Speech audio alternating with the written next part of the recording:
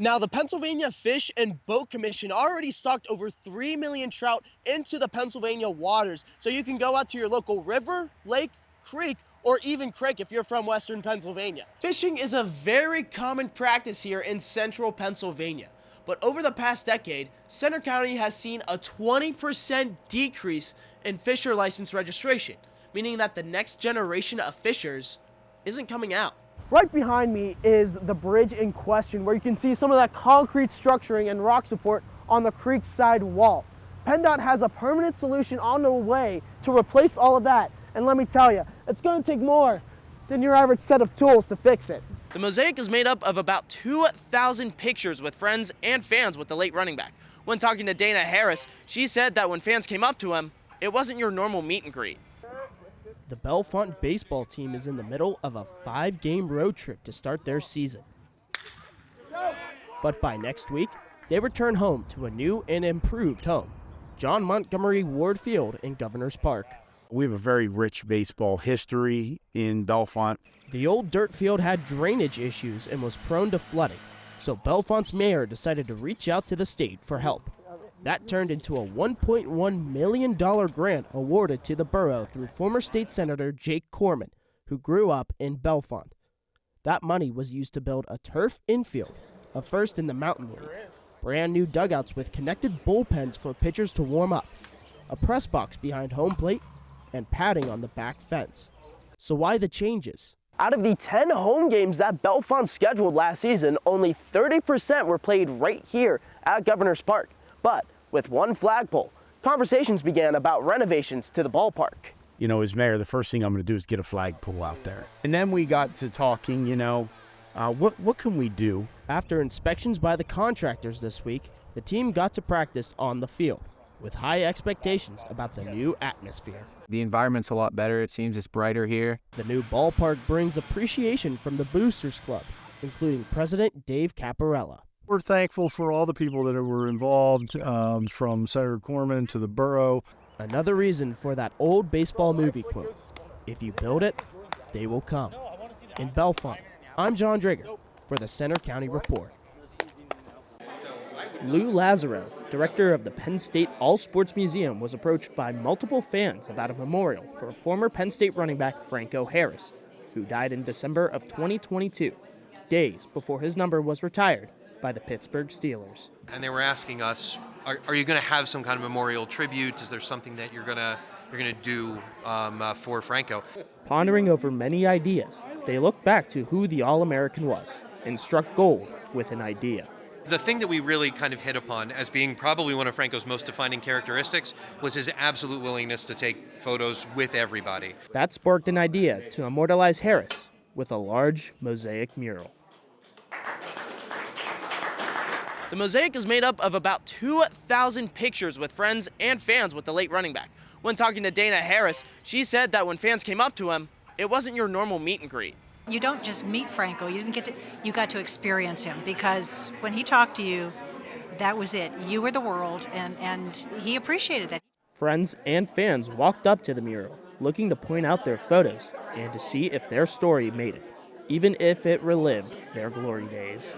He was on the opposing team, and there's a photo in his yearbook of him trying to tackle Franco. All those memories, all favorites of the leader of Pittsburgh's Italian army. Franco loved every minute of everything he did, and that's how he was. Just another part of Penn State's history, showing decades of immaculate memories. From Beaver Stadium, I'm Jon Draeger for the Center County Report. Saturday marks opening day of trout fishing season, and Central PA fishermen are ready to hit the water. We do it quite a bit in the spring of the year. But people like David Peters are now part of a smaller group enjoying a longtime Pennsylvania family tradition. Fishing license sales across the state have been slowly dropping since 1990. They bumped up during the pandemic, but overall, people say they don't have time or opportunities to fish. Fishing is a very common practice here in central Pennsylvania.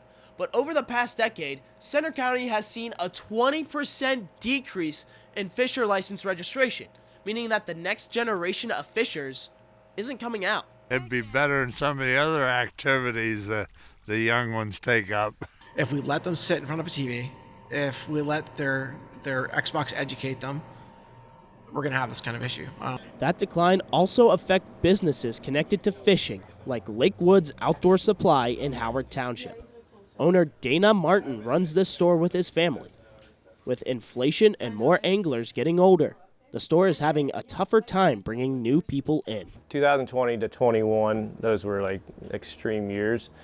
Hoping for another year similar to that this year. Challenges aside, the excitement of trout season is bringing more people through Dana's doors, like his friend Jason's son. Trout season brings everybody out, it really does. You can drop your line in the water when the season officially opens Saturday at 8 a.m.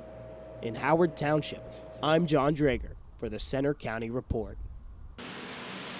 For years, the weekend between Penn State's Thon Dance Marathon and spring break has been a student-created drinking holiday called State Patty's Day.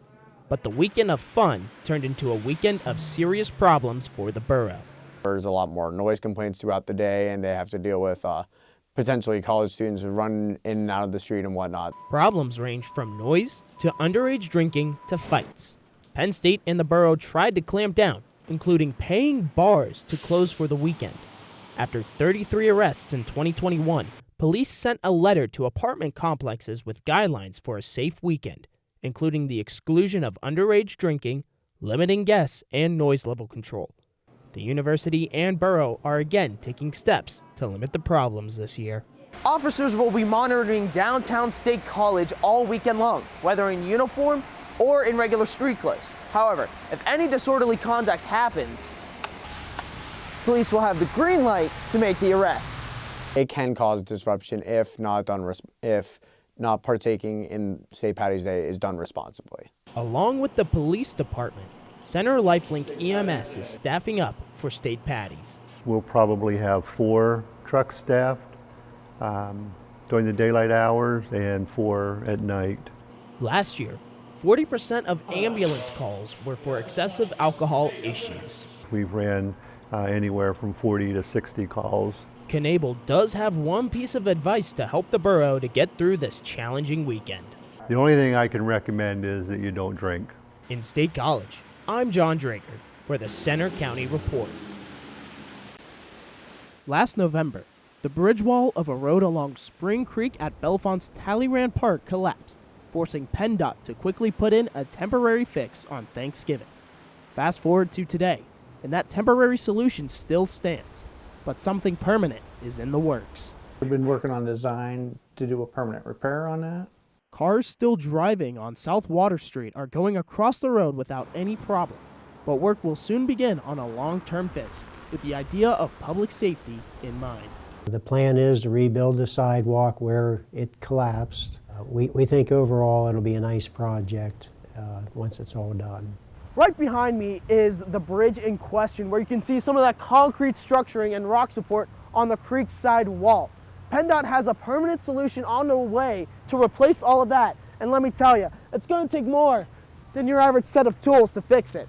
The project is actually going to build a new retaining wall, referred to as a soldier pile retaining wall. It'll also include new pipes, masonry work, miscellaneous items. With the new infrastructure, it's going to cost a lot to repair the wall. We bid this project on February the 16th at just over $393,000. The project is set to begin April 3rd and work its way through the summer, with a target end date at around August.